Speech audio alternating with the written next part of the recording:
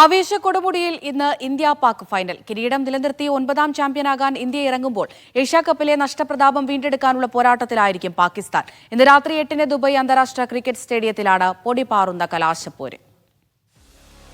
41 വർഷത്തെ ഏഷ്യാകപ്പ് ചരിത്രത്തിൽ ആദ്യമായി വൻകരയിലെ ക്രിക്കറ്റ് വൻ ശക്തികളായ ഇന്ത്യയും പാകിസ്ഥാനും ഇന്ന് കലാശപ്പോരിൽ നേർക്കുനേരെത്തുന്നു. ഒരു മത്സരത്തിലും മുട്ടുമടക്കാതെയാണ് സൂര്യകുമാർ യാദവിന്റെ കുട്ടികൾ 9ാം ഏഷ്യൻ കിരീടം തേടി പാഡ് കെട്ടുന്നത്. രണ്ടാഴ്ചക്കിടയിൽ 2 തവണ പാകിസ്ഥാനെ തകർത്ത ആത്മവിശ്വാസം ഇന്ത്യക്ക് എല്ലാ അർത്ഥത്തിലും ഫൈനലിൽ മേൽക്കൈ നൽകുന്നുണ്ട്. ടൂർണമെന്റിൽ 309 റൺസ് എടുത്ത് റൺവേട്ടയിൽ ഒന്നാമതുള്ള അഭിഷേക് ശർമ്മയും 13 വിക്കറ്റ് എടുത്ത് ബൌളിംഗ് കരുത്തിൽ മുന്നിലുള്ള കുൽദീപ് യാദവുമാണ് ഇന്ത്യൻ തുറുപ്പുചീട്ടുകൾ. പക്ഷേ അഭിഷേകിന്റെയും പാണ്ഡ്യയുടെയും പരിക്ക് ആശങ്ക ഉയർത്തുന്നുണ്ട്. ശ്രീലങ്കയ്ക്കെതിരെ ക്രീസിലും ഫീൽഡിംഗിലും തിളങ്ങിയ സഞ്ജു സാംസന്റെ ഫൈനൽ പ്രകടനത്തിനു കൂടി കാത്തിരിക്കുകയാണ് മലയാളി ആരാധകർ.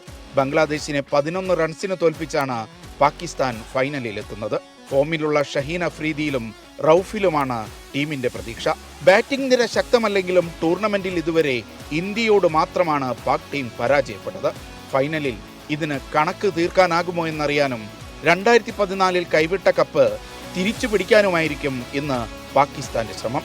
ഹസ്തദാന വിവാദത്തിന് പിന്നാലെ പഹൽഗാം പരാമർശവും അംഗവിക്ഷേപങ്ങളും അവയ്ക്ക് ലഭിച്ച ICC പിഴയുമൊക്കെയായി കളത്തിനു പുറത്തെ കളികൾ കൊണ്ടും ഇന്ത്യ പാക് കലാശപ്പോര് എക്കാലത്തെയും പോലെ ഇക്കുറിയും കൂടുതൽ ശ്രദ്ധേയമാണ്.